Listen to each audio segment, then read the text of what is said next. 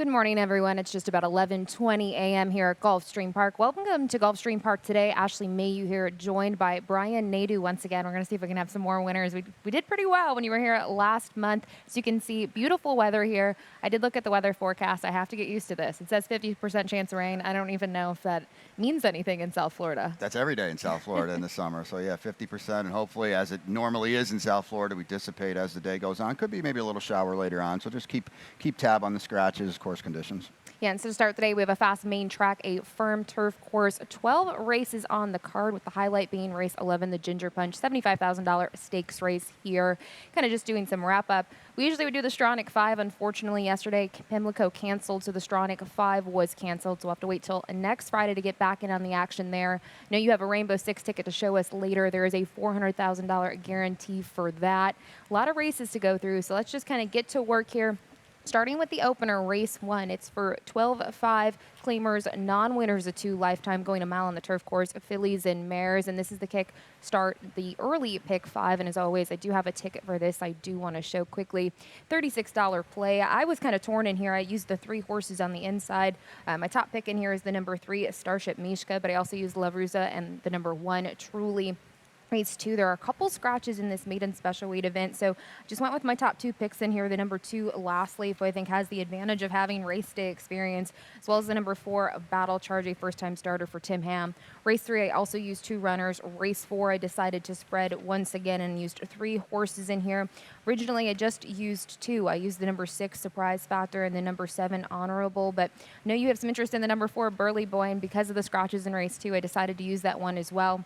And to wrap up the sequence, I used 2 horses, the number 5, Lindea, and the number 6, Miss Lamar. So sticking to my $36 play here in the early pick 5. And I'm curious, Brian, to kind of see how you decided to play the opener in terms of your selections. I thought the horses on the inside probably had the most intrigue. Yeah, and we're going to show a replay for number 1, Truly. I had it 1-8-2, Ashley, and we'll bring up this replay with Truly, who didn't really do a lot of running last time, but there you see the 3 horse on the outside. You know, they're going at a decent clip early, but he's going to be kind of just laying back a little bit, and was kind of admittedly one pace, but you see the top runners are not going to come back, and Truly's just kind of getting in the picture now off the far turn and bottled up a little bit. And, you know, I thought it was an okay effort. You're going to see him come on a little bit late, but these 3 horses in front aren't stopping. Maybe he gets a little more pace in this race, and maybe more importantly, too, is going off the Delgado claim. He won yesterday off the claim. It's now up to about a 35% angle. Truly's going to kind of suck up for 4th here. It wasn't much of an effort, but I think today off the claim at 35 or so % now for this new barn in a race where I think, you know, she's kind of in with an easier group in my estimation in here as well. Drawn perfectly too. Maybe gets a little more speed up front to run into. I think Truly is the one, at least in here, Ashley, that can move forward the most. And, you know, not an extremely confident pick in the opener, but I do land with her on top. Yeah, you just mentioned that last race. I think you already alluded to. Not a big pace scenario set up for her. Was kind of towards the back of the pack. And before that, had 3 solid efforts at Tampa. I mean, you look at the record here, it was good, but went to Tampa, I think, got the confidence, got the maiden score, and then since then, 2 decent races. I used this horse a little further. I actually went to the horse that you used in the 4th spot, the number 3, Starship Mishka. Making the 6th start in her career. She broke the maiden 2 starts back at the mile while in for the $16,000 tag. Interesting trip she got in there, but she still got the job done. And then last time out, she went 7.5 furlongs, facing winners for the first time. And she didn't have anything there. I just think maybe a little bit drop in the claim price. And now second time facing winners, she can maybe step up. Yeah, I mean, as we know, facing winners for the first time can kind of be a rude awakening. And she was in against better last time. She didn't run terribly. She chased early, tired a little bit late on the drop today with plenty of upside too. And we'll go through a few more here, but not a lot of them have the upside that she does after just 5 starts. So she can certainly move forward in here. The horse that used in the 2nd spot, we're kind of all flip-flopped in here in terms of the super and in terms of a box. But you look at the number 8, Miscus Lane, who was 4th last time out facing winners for the 2nd time. I thought 2 starts back, it was a pretty sizable jump up in class to face winners, and she was a little outclassed, but she did seem to run better last time out. Yeah, I think, like you said, we can draw a line through the run. 2 back. She got kind of with her friends last time. She ran well. She ran fine, and she's another one. 4 lifetime starts. eligible to still improve, goes off the claim for the Richards barn. Sammy Camacho is here. So I think there's reason to believe she can move forward. Will it be enough? That's to be determined. But with all that being said, whether whatever speed figures you kind of use, buyers regardless, she's right in the mix with a group like this. Race 2 is a maiden special weight event for fillies. Is for 2-year-olds going 5.5 furlongs over the main track. There were 2 scratches in here, so we are down to a field of 4. The number 3 is scratched, as well as the number 6, Baby Blue, we talked about earlier, was your top pick. It seems like we landed on the same 3. I think the horse that probably stands out the most is the horse with experience, the number 2, Last Leaf. I would think Last Leaf is going to be a strong favorite. And we were on the air about 4 weeks ago, and Laurel Canyon was one of those 2 Mark Casse horses that won. Papa Cap was the other one. And after yesterday, Mark was 5 for 7 now with first-time starters here. So he is rolling. So it's no disrespect that Last Leaf was second to Laurel Canyon, who's now out at Santa Anita, which we had kind of heard when we were here last time. And she's working out there for a stake. So Last Leaf, you said it at the start, the experience edge in these 2-year-old races is pretty monumental at this point of the year.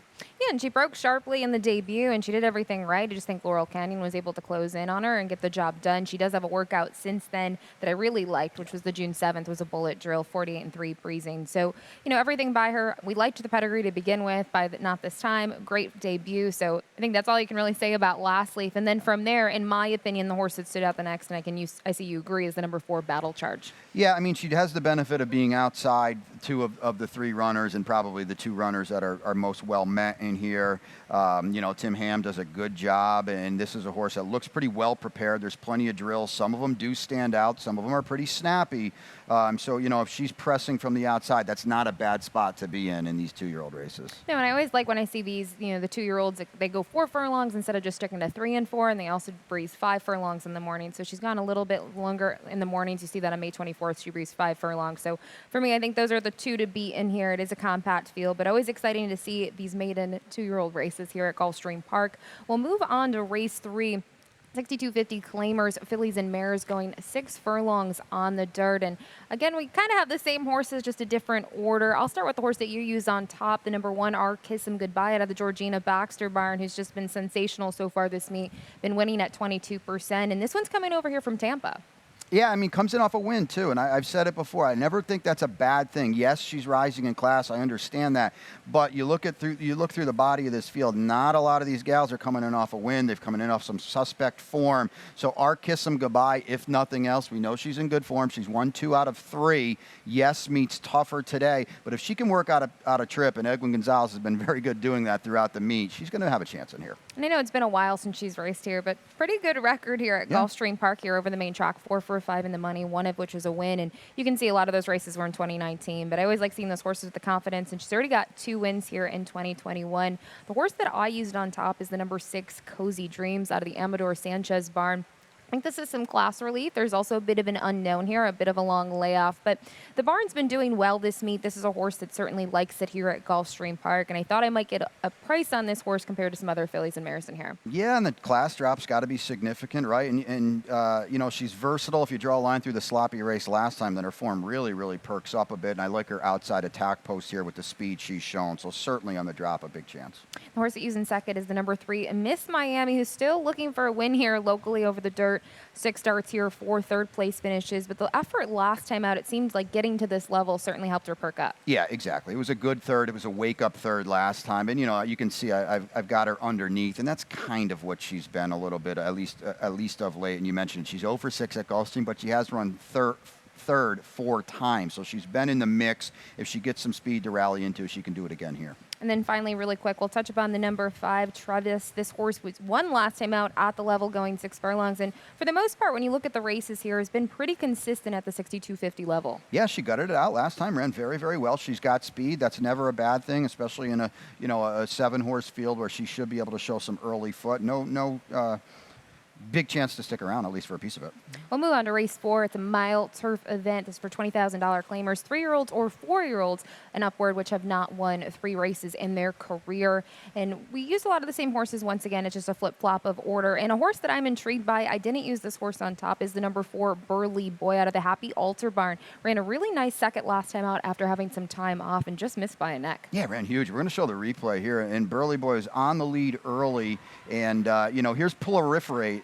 Proliferate, the winner on the outside. Say that real quick. Pete Aiello was trying to get us off our game there, but we held together nicely there a few minutes ago. So taking all the worst of it here with proliferate on the outside.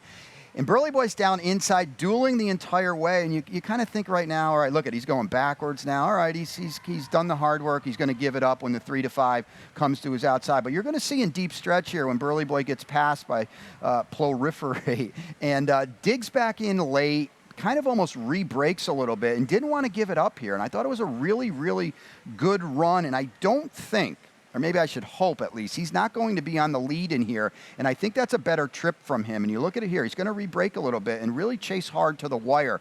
I thought it was a big effort. Does he regress second off the layoff? It's possible. You know, it was such a big run last time. But I think if he can stalk a little bit and instead of doing the dirty work, if he can get first run stalking on the outside, he's got a big chance in here. The price should be fair. And, you know, it's a group, Ashley, where I think you're allowed to look around. I know you've got surprise factor on top. I've got him in second. He's a big, big threat. I think he's going to be the one on the lead. I think he's going to be on the lead, especially if you look at that race last time out, going a mile and a 16th over the turf course here. He finally got that first local turf win. He was kind of always there, but not getting the job done. He was able to get the jump on the field and just really draw clear by 3 lengths in the end. He beat Template on that occasion. And the big thing, too, when I see horses like this, obviously everyone kind of wants him in the barn.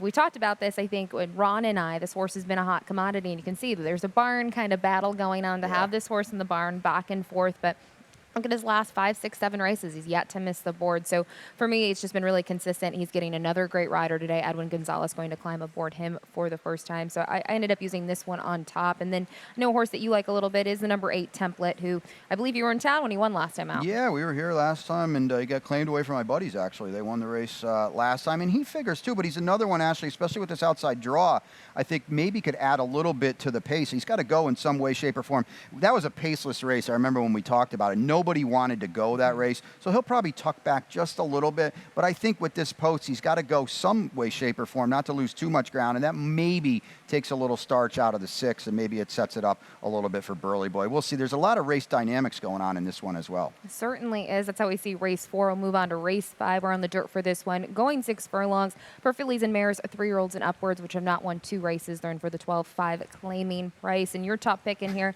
it's a bit of a long shot. Yeah, it's a reach. There's no doubt about it. I wasn't expecting to see a 1 when I looked down at your picks there. It's a reach. It's a stretch, but I think there's some speed in here. And maybe on the class drop, shortening up, that she can get the right kind of trip, the right kind of pace. And it's kind of a race, Ashley, and I don't want to speak for you, but these kind of are some tough horses to maybe trust. I know Miss Lamar, who I wanted to pick on top, and you did. She's never been on the dirt. Certainly she's bred for it by Kozan out of a Harlington mare, and the extra furlong she gets to work with today is going to be beneficial as well. But I didn't necessarily trust all these gals, and Ellie's Easton, I think maybe at a nice price, maybe gets the right kind of flow to take a shot at a number. Well, you mentioned the class relief. We also have to kind of consider the last 2 starts. They've tried her going a mile on the turf. So I think there's been a lot of changes for her, and she has some good races under her belt here locally. It's just been a while since we've seen them. So I think you'll get a good price on her, and you have to like the connections. Edgar Zayas in the irons. You mentioned I went with a horse that you have reservations about, and so do I, but I had to pick someone on top. I went the number 6, Miss Lamar, to the Carlos David barn, and she's really done nothing wrong in her career so far. Finished 3rd last time out while facing winners for the first time. The big thing is this is first time dirt. And when you look at horses, you know, turf to dirt for the barn, this is not their strongest angle. I think the opposite can be said. I think when you see dirt to turf for them, they do quite well. 11%, it's not bad. It's just not the strongest numbers from the barn. And we know Carlos David, in terms of win percentage, first off the claim, usually really big numbers. So I had some reservations about her, but I did like that she had early foot in 2 of her turf starts. Yeah, I mean, like you said, this is the barn that wins 20 to 25% with basically everything he does, and you look down, you see 11%, so you said it perfectly. I went back and watched that last race, and I wanted to show this replay because I said, you know, slight steady at the start, gain wide, and then I watched it, and I said, I didn't think there was really a lot here to show. She ran fine, don't get me wrong, and she should be closer today with an alert break because she did steady a little bit at the start. I thought she ran fine, but I didn't necessarily think it warranted saying, oh, we should move her way up. So I think, listen, if you're playing this early pick 5, early pick 4, you have to use her like you did, like I did. I was just maybe at a short price going to try to do something to beat her. And then quickly, you used Antonio Sano on top. You also used him in the 3rd spot with the number 5. Can't even say the name right. Leyenda. This one last time out was second, beaten by 2.5. And I thought it was kind of an even performance. Didn't really make up too much ground in the race, but I liked the effort knowing the cutback seemed to suit her well. Yeah, maybe we'll go upstairs and try to heckle Pete for this race because he's got his work cut out for him. So a couple names in here. She figures in here. She ran fine last time. She's got the right post for her style. She runs back to that race. She'll be right there because it's a number that fits with this kind of group. Race 6 is up next. It's a $20,000 maiden claiming event for fillies and mares going 6 furlongs on the dirt. And we both went to the horse that's probably the most logical horse on paper, the 9-5 morning line favorite, the number 9, Cozy Cafe, who last time out made the first start since January. That effort was on May 22nd and finished second, beaten by 3/4 of a length, but certainly an improvement from what we had seen those last couple times here in 2020 and then that first start of the year. Yeah, absolutely. Another replay to show up here. She's going to be the 2 horse. She's going to be pretty far back. You're going to see her run on late, but this is the start here, and you can see she loses so much position early. She's going to check here, and then she's going to check again, and it's like, whoa, now we're way back. We don't want to be there. Look at her run 2 back, okay, and that's where she wants to be, and this post today, I think, is perfect. Now, if we've got to hope she gets an alert beginning, and Ed Garzai is going to take over from Paco, who's up in New Jersey, but I think this is the right spot for this horse, and listen, Ashley, if she breaks, she's got to be very tough in here because you look through the body of this field. We've got an 0 for 15. We've got an 0 for 11 with 7 underneath finishes. She's only 0 for 5, 3 times in the number. And, you know, that last race to me says she'll be really tough in here. I think she'll be tough. I think you also said the key word, if she breaks cleanly, because it has been a trend for her. If you look at the first 2 career starts for her, she was off slow. She had a slow start in both of them. So that is a reservation about her. But looking at that most recent performance, she certainly is the one to beat. I think the next 2 logicals we just flip-flopped in here. The number 3, Goodbye Gabby, who's one that's 0 for 11 in her career. She's going to get the blinkers removed today. But her last effort, it was her first start in some time. I thought it was a respectable third. Yeah, she runs her race every time. You've got to give her that. Yes, she's 0 for 11, but she's been underneath 7 times, and I would think if we want to look at the results tomorrow, she's probably going to be underneath again. The question to me is, why would today be the day? You know, they're adding up. You've got her in second. I've got her in third. She's the perfect try or exacta kicker. And the joke's on me is the number 7 used in second. This horse I thought was interesting. Finished third behind Cozy Cafe last time out after setting the pace. I think this one should probably be part of the pace scenario once again. It can maybe hang around for a share. Yeah, I agree totally. I mean, she's going to be involved throughout. She hung around nicely last time. It's a race, you know, Cozy Cafe didn't beat her by much last time. It's a race that fits with a group like this. Draw a line through the turf race last time, and all her dirt sprints figure in here. That's how we see the first 6 races on the card. We'll take a short commercial break and be back with Brian's Rainbow 6 ticket.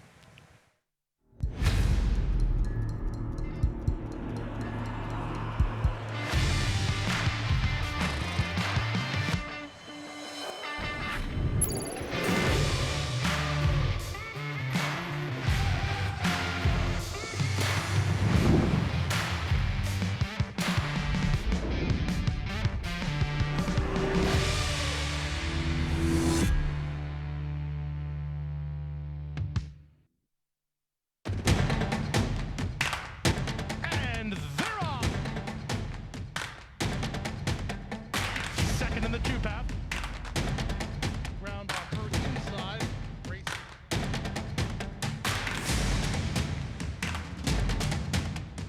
And a 1/4 of a mile to go, and he's 6 on top. Last of the 12 as they roll into the backstretch. Welcome back to Gulfstream Park today. Ashley and Brian here. We've covered the first half of the card. We still have 6 more races to go through on this 12-race Saturday program. And race 7 is going to be the start of the Rainbow 6. It's for claimers. $6,250 is the claiming tag. They're going 6 furlongs on the dirt. I mentioned the Rainbow 6, $400,000 guarantee.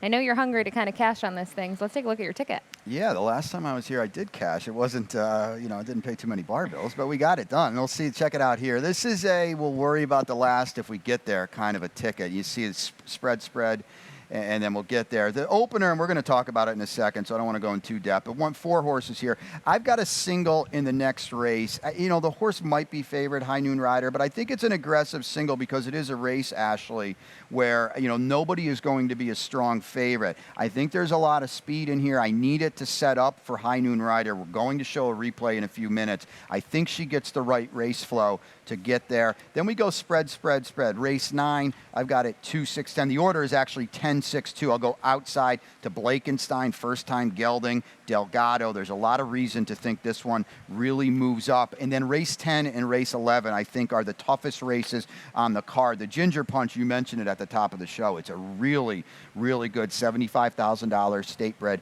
stakes race. A lot of these horses, or a few of these horses, I should say, come out of the stakes. Last time when we were here, the Powder Break Shifty She won it. Mo of the West was right there. I've got him reversed today, 4-1, but I'm also going to use Key Biscayne and certainly Summering coming in from Tampa for Tom Proctor has got a big, big chance. Race 11 is another spread as well. My order, 5-3, 9-6, 61, lightly raced, seems to be moving forward, comes in off a maiden win, so he's going to have to double up facing winners, but I think that he can do it. And then the nightcap, I lost my top pick, a horse that I really kind of thought was supposed to win, Sweeney's Cat. We talked about it before we came out here. You know, isn't going to run today, and it really blows the race open. But if nothing else, ready, Teddy, go. Lightly raced, just one start for Georgina Baxter. A very high percentage barn is now going to stretch out. We'll get to it in a little bit, Ashley, but I forget where you landed. But regardless of where we're going, it's a very tough to trust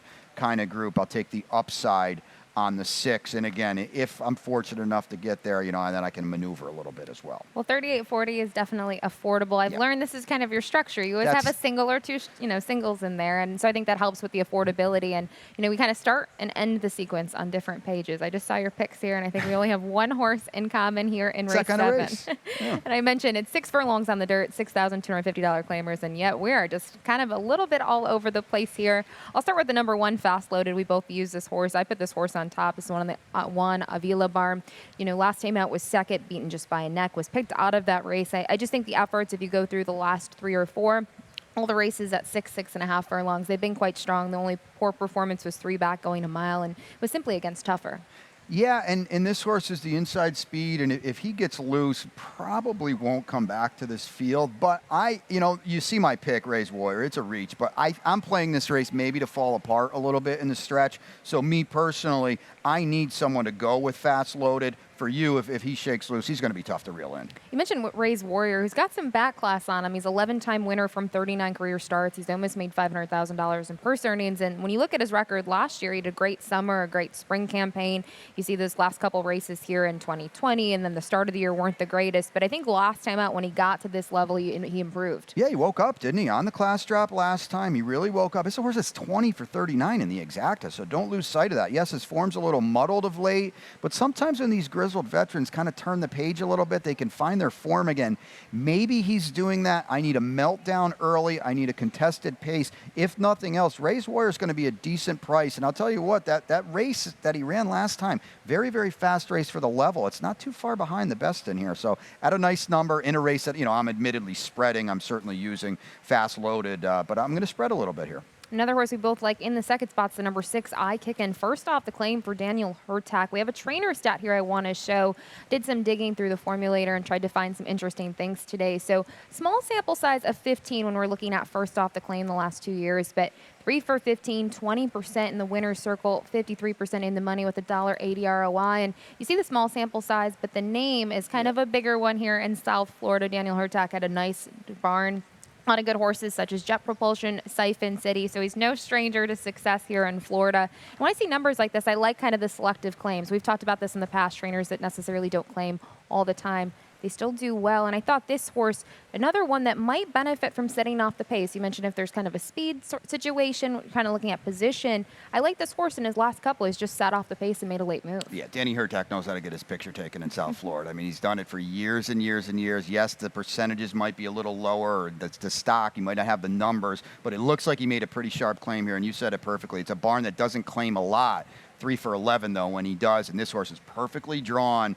If I kick and runs back to that last race, I mean, that's going to win here today. There's no doubt about that. Can he improve off Victor Barboza? Easier said than done, but as you said and alluded to, this is a barn that knows how to do it off the claim. When you look at his record, I mean, he's 9 for 11 in the money in his career, so I think he's a must-use in race 7. We'll move on here to race 8.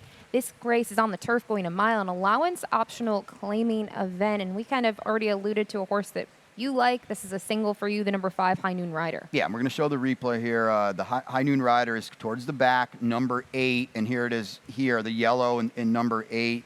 You know, on paper, doesn't really do a lot of running, but you look at this pace, you look at who's up front early. Here's the winner, Chuck Willis, walking on the lead here. We know speed is always good. Today, the flow of this race, to me, looks a lot different than it would be last time. I think there's plenty of speed in here between the 3, 4, 6, and 7, and the 8, excuse me, all some way, shape, or form want to go. Little one pace late. You see him now run to daylight a little bit.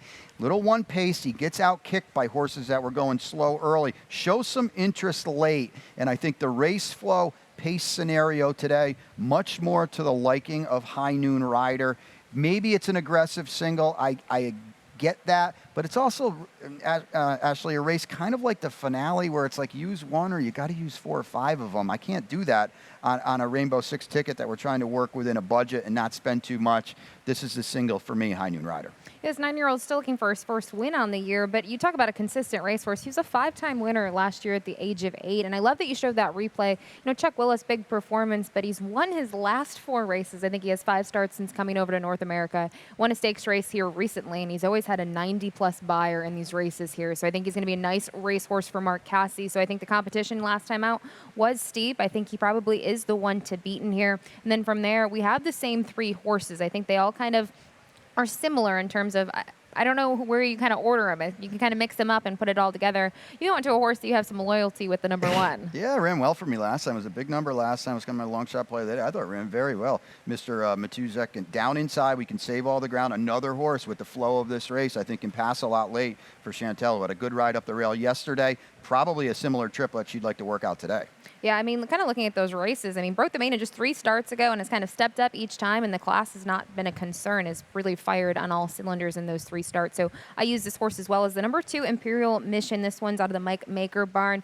Last time out, not a great performance. I will say Vow Me Now came back to have a nice, respectable, I think, second in the next start. But prior to that, I liked the races at the $35,000 level going to flat mile. Yeah, the question is what happened last time. And other than that, that's it. If you can draw a line through that race, if you can get by it, boy, he's got a huge chance in here, and he's another horse that has shown a penchant for passing horses in the lane, and at least, you know, from my perspective, that's the trip you want today. Yeah, I think race 8's going to be a good one. I know we're both on High Noon Rider, but it's kind of open after that in our opinions. Race 9's up next. We're going to switch back onto the main track at 6 furlongs. This is for non-winners of 2 lifetime, 3-year-olds and upward. They're in for that $6,250 claiming price. I mentioned it's race 9, so that's the start of the late pick 4. I did put a ticket together. There was a key scratch, as we mentioned, in race 12 of the morning line favorite, Sweeney's Cat, so I changed my ticket around. I ended up going 3 deep in this leg. I thought it was kind of wide open. I just think these races at this level are always wide open, so went 3 deep here in race 9. Race 10, I also went 3 deep. Is the number 2, Lovely Livy. This one's out of the Safi Joseph Jr. barn, as well as the number 4, Mo of the West for Mark Casse, and the 9, Summerine, who I know you have some interest in. Race 11, I just used 2 runners in here. The number 3, Lucky as a 7, as well as the number 9, Just Like Mike. I think this horse is going to maybe have an improvement today, getting back onto the main track. And then you mentioned the last race. You kind of single. What do? I did use your horse in here, the number 6, but my top pick that I'm really intrigued by is the number 5, Safe and Sound, out of the Susan Ditter barn. I'm seeing if this horse is going to maybe step up second off the layoff. So just a $27 late pick 4 ticket for me. Curious to see race 9 in terms of your selections here, what direction you went in terms of the top spot.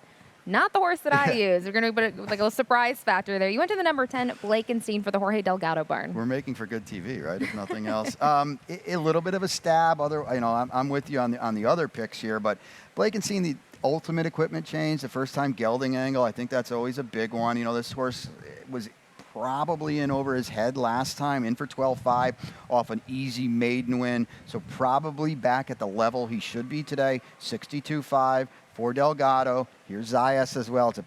It's a giant jock switch. Zayas gets aboard the gelding, an outside attack post with speed, in which should be at least a decent price in here, Ashley. It's a race where, you know, I think you have to spread that.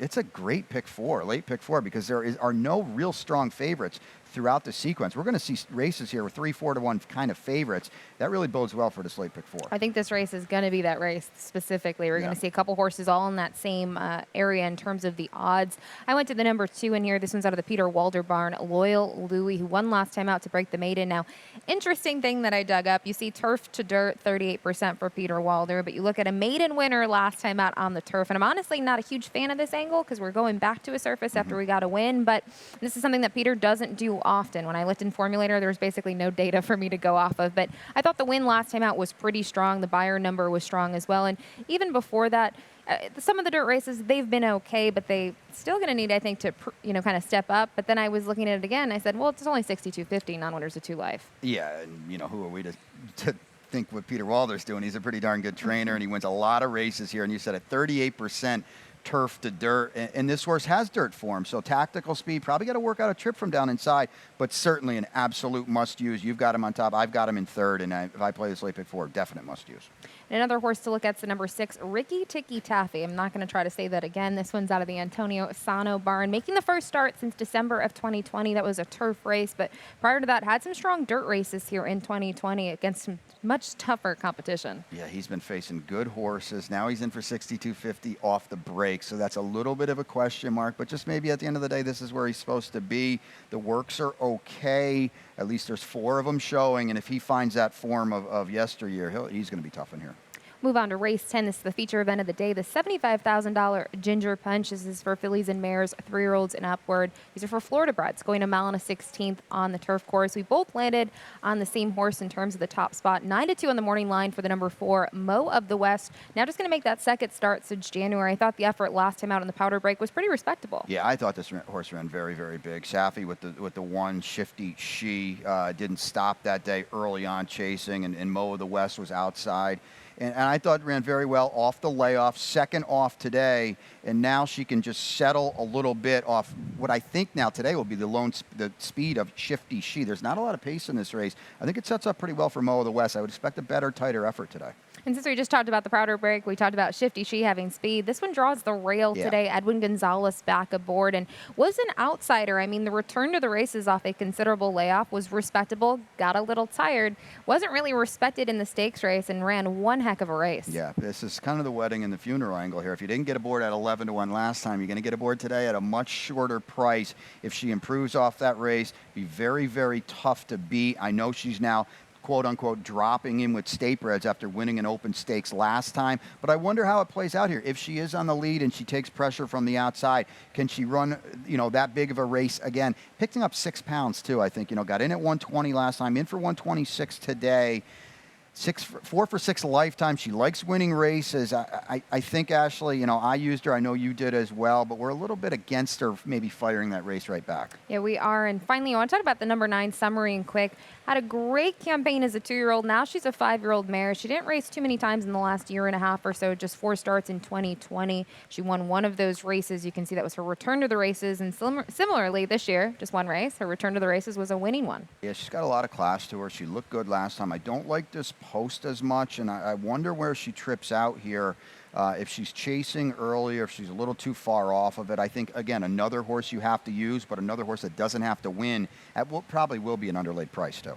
Move on to race 11, the start of the late double, a 6-furlong event for 12 5-claimers, non-winners of 2 lifetime. Looking at this again, we're all over the place today. Same horses, but this is one of those races where you can probably take a couple directions in here. You start with the number 5, if I'm not mistaken. This is a horse you used on top, and at a price 61, who won last time out. It was at Tampa against $25,000 maiden claimers. Pretty nice race overall. Yeah, your guy on the way in said he likes that, right? Yep. Our friend out there, in the Tiki area. So 61 comes in off a win. Really looked good breaking the maiden last time. Yes, Rise is in class, but I don't think there's a lot in here that he's supposed to be scared of. Facing winners for the first time. I think the price should be solid enough. Tactical speed to sit that kind of trip. Will not have to move forward that much. Yes, maybe the Tampa form will scare some people off.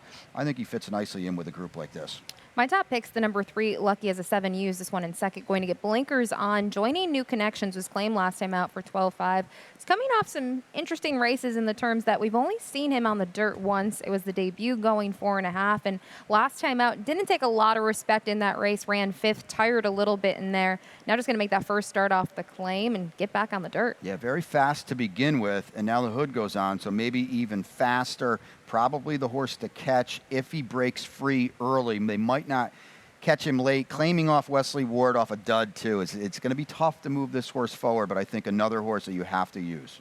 Final race on the card is race 12. We switch back to the turf, 7.5 furlongs. Maiden 12.5 claimers. I know you love the number 6 in here. It's a single in that Rainbow Six. And a big thing here was the number 7, Sweeney's Cat, is a key scratch. You go to the number 6, Ready Teddy Go, out of the Georgina Baxter barn. Finished 5th in the debut, but now making the second start. Stretch out, hot pace on debut, 5 furlongs. Now we stretch out, pedigree on the bottom to say this trip should be okay. And the fresh new face, Ashley, that's all it is. In a race where, you're going to talk about safe and sound. There's several horses in here. If they run their best race, they can win this. You have to ask, are they able to do that? At least, if nothing else, in theory, Ready Teddy Go is supposed to improve. Has got upside, too. I took a stand in here. I did use Sweeney's Cat for second. I will be honest, even just because I was going to try to beat the heavy favorite. So I went to the number 5, Safe and Sound. This one's out of the Susan Ditter barn. Just has 1 on the board finish here on the turf out of 5 starts. The big thing that I found intriguing, this horse is going to make a second start off the layoff. And we do have a DRF formulator fact here for Susan Ditter. It is a small sample size, but second off a 45 to 180 day layoff the past 2 years. 2 for 10, 20%. In the money 50% of the time. $5.31 ROI, something that we don't necessarily see here a lot. So I think this horse hopefully will offer value. And for me, when I look at some of those races later in 2020, I don't think they're bad. I think was against $20,000, $16,000 claimers and was making ground up. A couple of them were scheduled for the turf. They were moved to the dirt, not necessarily ideal. But that race 3 back, when I look in terms of figures and where the horse finished, I still think that would put this horse in the mix today. That would put this horse in the winner's circle today, I think. Yeah, I mean, no one's beating that race right now, at least of what we've seen. And you said it, mentioned it's a small sample size. Yes, but this is a trainer with very small sample sizes across the board. So, she's shown that this is an angle that you can use and safe and sound. If he can get back to his best, he's going to be tough in here because there's just not a lot in here. We mentioned race 12 is either spread or just go with one. We're kind of just each going with one. And at least I will say, though, in the late pick 4, I did spread in here. I was a little bit more nervous than you. We're not done just yet. We do want to hit our lightning round quickly. We have a couple of things to kind of make notes on today. Going to start off with, let's see, I think it's Mark Cassie. You put it together, right? I did. I'm waiting to see it. They're like making me wait. Mark Cassie, we talked about this earlier. 5 for 7 with 2-year-olds has kind of been on a sweep here. Had a winner yesterday and a pretty nice winner at that. Yeah, you got to show it again. As the one horse I didn't use in my early pick 5 that busted me out. I think I had all 4 other winners on top, and I don't have this horse. He's now 5 for 7. Ronnie said it at the start. 4 for 6 with 2-year-olds, and I said, oh my goodness, I should be using this horse. Guts it out yesterday. I don't think there was a lot behind this horse, Ashley, but he ran well, did it the hard way too. Until point being, anything Mark sends here, you better take notice now. Yeah, I wish I would have played when the horse paid $9 to win. That's pretty good value for Mark Cassie. Moving on to stakes action, not here locally, but at our sister track. We mentioned yesterday the races were canceled at Pimlico, but tomorrow, quite the day there. 5 stakes races on the program. Yeah, and it's, a lot of these races are going to be, could lead into the Summit of Speed here. And you mentioned the Princess Rooney as well. Pacific Gale's a horse that could be coming down here. It's a loaded card at Pimlico and races that I think are going to resonate going forward too. You teed that up perfectly. Pacific Gale might be looking to come here for Summit of Speed weekend for the Princess Rooney. And I know there's been some kind of concerns with travel, with Tech Sutton and all this, but this horse had a huge performance in the Inside Information just a couple months ago. It seems like just a couple months ago in late January. It was really nice to see her in the winner's circle, and a winner's circle at a big price. I know. What year is it, right? Pacific Gale's back in form. John Kimmel's done a great job with this horse. She just basically went away for about 2 years, and I think they were thinking about retiring her, and John's got her back to her best, and when she's at her best, she's pretty darn good, and she's shown it recently. So great job by a real true New York horseman, a veterinarian, John Kimmel, who's had a lot of good horses over the years. Kind of an underrated guy, but when he gets a good horse, he knows what to do with him, and he knows how to keep him in form, and he's certainly done a great job of Pacific Gale. And you alluded to it. Winless for 2 years and then 2 graded stakes wins. I know she had another placing in a race, so it'll be exciting to see her here hopefully next month on July 3rd, that weekend. And then finally, another thing, and we're at a sister track of us in Maryland. The Maryland Thoroughbred Career Program was just this past week that a couple people partake in it. And I follow everything on social media. I don't know if you follow Maryland Thoroughbred, but it sounds like these 5 individuals had a fun weekend seeing all sides of the sport and different careers that they can maybe venture into. Yeah, it's so cool to see things like this. I know you can talk about it a little bit more, but just, giving back and getting younger people involved in the game. And it's, we need that throughout all across the board. So this is a really cool thing. Yeah, they got to meet a fellow analyst, Naomi, while they're at the Maryland Jockey Club. They got to go to Fair Hill, just work at the, see the farms and see kind of every aspect. Something I wish I would have gotten to do when I was that age. Seems like a really great experience. So that just wrapped up yesterday down in Maryland. But that's what we got so far for the morning show. We'll be back in a few minutes. We're going to throw it up to Pete Aiello to get this afternoon's changes and scratches, and then we'll see you here in a little bit.